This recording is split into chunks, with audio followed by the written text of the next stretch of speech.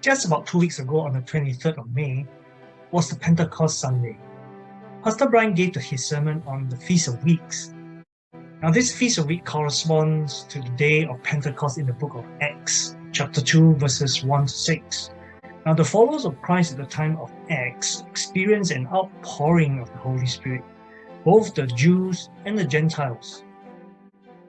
In John chapter 16, verse 5 to 15, Jesus told his disciples he was going to leave them soon to be crucified for the sins of the world. But he promised them a helper, the Spirit of truth that would convict the world of sin and of righteousness and of judgment, and more importantly, guide them into all truth. He will tell them things that is to come through the spirit of prophecy. Let us read verses 14 and 15. He will glorify me, for he will take of what is mine and declare it to you. All things the Father has are mine. There I said that I will take what is mine and declare it to you. What is this that is mine in verse 14 that will be given to us? In Luke chapter 4, verses 18 to 19, in his sitting at the Nazareth synagogue, Jesus read the book of Isaiah to tell listeners this: "The Spirit of the Lord is on me, because he has anointed me to preach good news to the poor.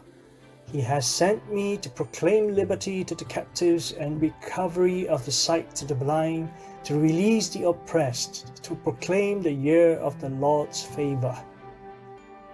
So when we receive the Holy Spirit, we receive the Spirit of the Lord, gifts of the Spirit, so that we can respond to the call of Christ, the Great Commission. So what are the gifts of the Spirit?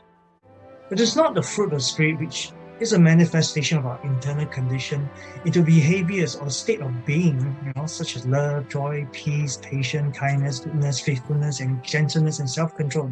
The gift of the Spirit, written in 1 Corinthians chapter 12, 1 to 11, are sovereign gifts, heavenly powers that are entirely up to God to decide whether to release to us or not from time to time.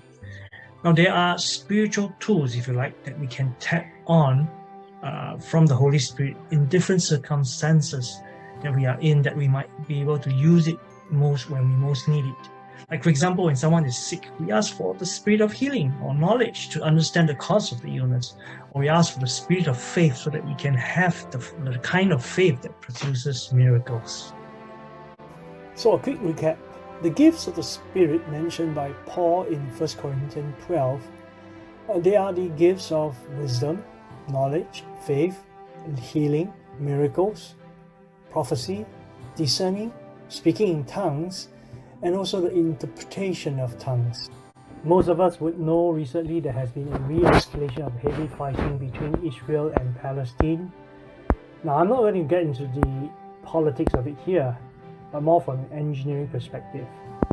I was a practicing engineer, as some of you may know. One of the things that we look for to improve our design is data, real data. So when I saw the rockets being fired at the Tel Aviv and Jerusalem, and so the Iron Dome came into action to defend. There were many hits and misses, and lives unfortunately were lost. I believe the designers of the Iron Dome, in engaging the real targets, they are actually collecting data as well. So from there, they can improve the accuracy and the overall capability of the Iron Dome. Same with the gift of Spirit. Imagine when we engage in issues and problems coming from helping the poor, the captives, sick, and oppressed. We collect data and turn them into knowledge and understanding, and we learn about how to use and apply the gifts of the Spirit better as we go. So don't shy away from doing good, helping people, preaching the gospel. You already have the gifts. All we need to do is to engage in activities that help us grow deeper in the understanding and closer to the heart of God, so that with the help of the Holy Spirit, we can play a part in our call to fulfill the Great Commission. Bless you.